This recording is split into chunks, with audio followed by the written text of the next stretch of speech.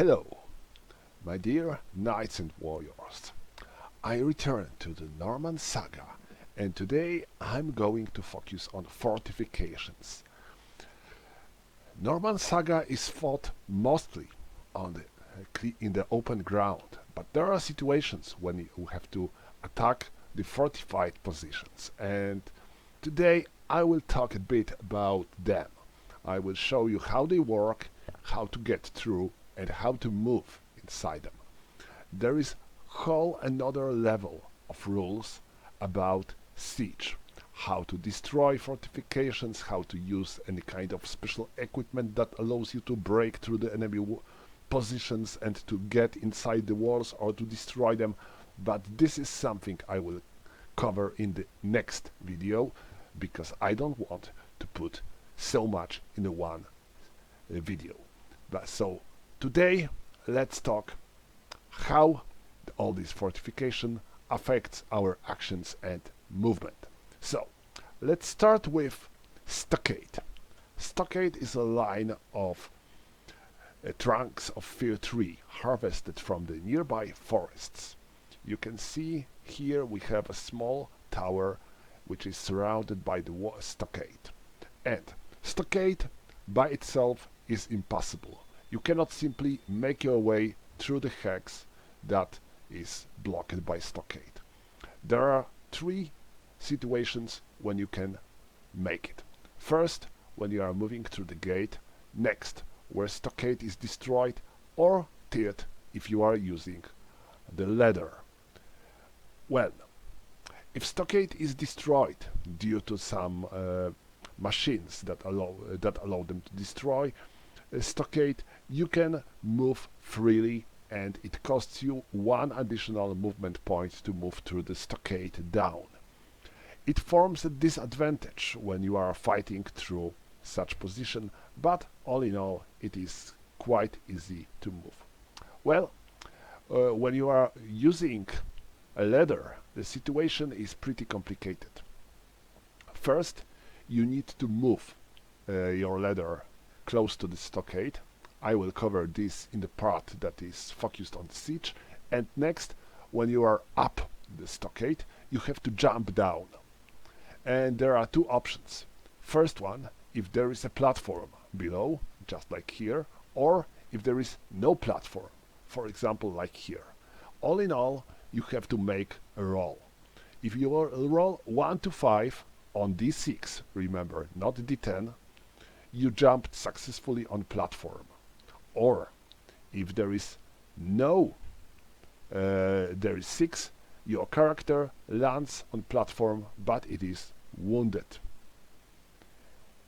Now, if there is no platform, you are also making 1d6 roll, and the situation is the same.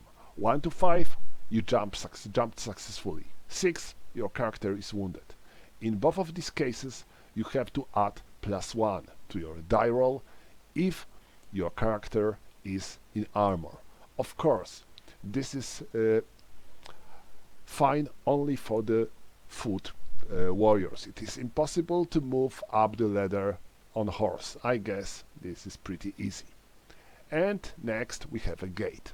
Gate is always closed by default, but it can be opened.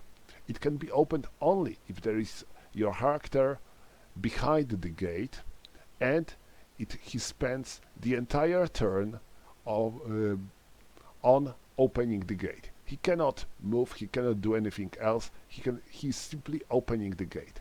If the gate is open, you are placing the open gate next to the gate, and now gate is open.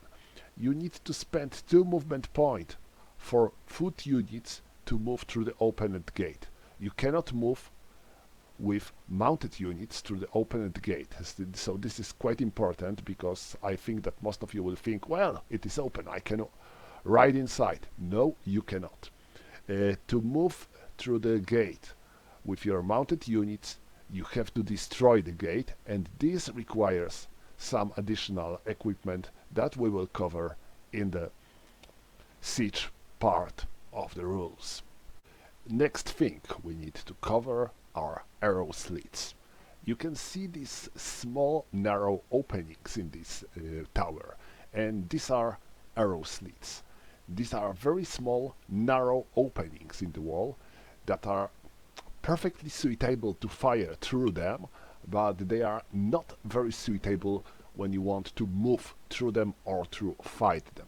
So, if your warrior is inside such a building next to the arrow slit, he can fire through, and then the line of sight in such a case is traced from the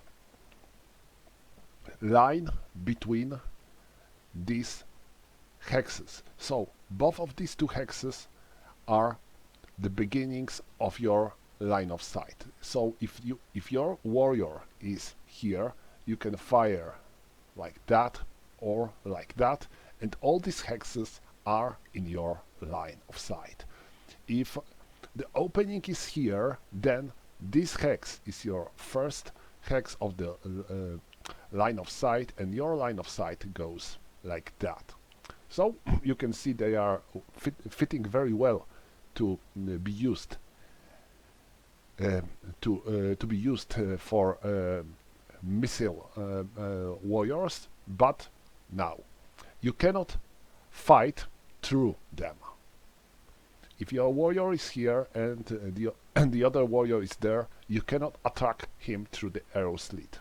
You cannot move through the arrow slit from outside to inside, but you can move through the arrow slit from inside to outside. This is an important thing, because it allows you to attack when you are inside, and you can attack enemy who is outside. But enemy who is outside cannot attack you through the arrow slit if you are inside. Also, if you are outside, you can fire on the enemy that can be seen through the arrow slit. Yeah, it is possible, but enemy inside who is standing next to the arrow slit benefits from heavy cover, so it is really hard to hit such bastard. Now, let's talk about stockade and the limits of fire, because it makes sense that if you are on the stockade, you want to spray your arrows on enemies until they will arrive. So, you cannot simply fire through the stockade. If your character is on the ground level and there is stockade between you and your target, there is no way that you will fire through. Stockade blocks your line of sight completely. But it is not blocking your sight if you are somewhere on the upper level. For example, if you are on a platform, you can fire freely at enemies, but you have to remember about the rule when you and your target are on the different levels. So, shooting is possible if the character situated on the lower level is at last as far away from this obstruction like stockade or, for example, slope as the character on the upper level. So, let's see how our Byzantine archers here can fire at these approaching Arabs. So, let's start with this archer who is on the platform, which is a part of the stockade. He can fire at Abbas. They are in the same range from the stockade. Now, he cannot fire at him because he is in the 1 hex range from the stockade, but he is right on the edge of the slope. So he is closer to this slope than our archer. So it is impossible for our archer to see him. Slope blocks his line of sight. Next, as for Hassan. Hassan is also off limits because he is closer to the edge of the slope than our archer. So these two guys are safe.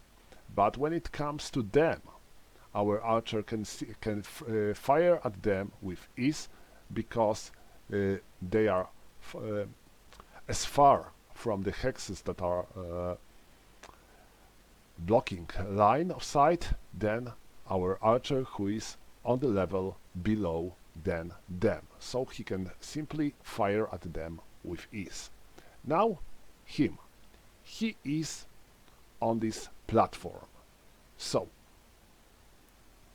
it is definitely harder for him to fire because first there is a stockade, which is the first obstacle, and next there is a slope, which is another obstacle.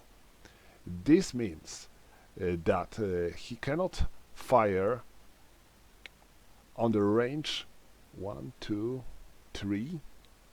Yeah, on the 3 hexes range from this slope. So 1, 2, and 3. So here we have his line, and on this line and anywhere close, all these hexes are all off limits for him.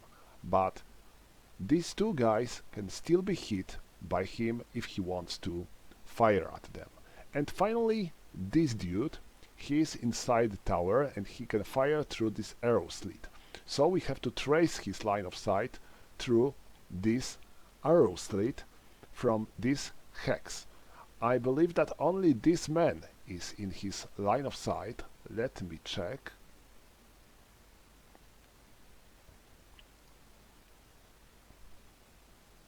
Yeah, only he can be a target for him. And now 1, 2, 3, and 1, 2, 3, 4, 5. Okay, so he can be seen by this archer and can be fired because he's further from the blocking terrain than our archer. So that should be all when it comes to the terrain that can be used as fortification when it comes to the movement and combat. Like I said, most of these terrains can be destroyed or can be besieged due to the various circumstances and with the use of proper equipment, but this is something that I'm going to cover in some of my next videos.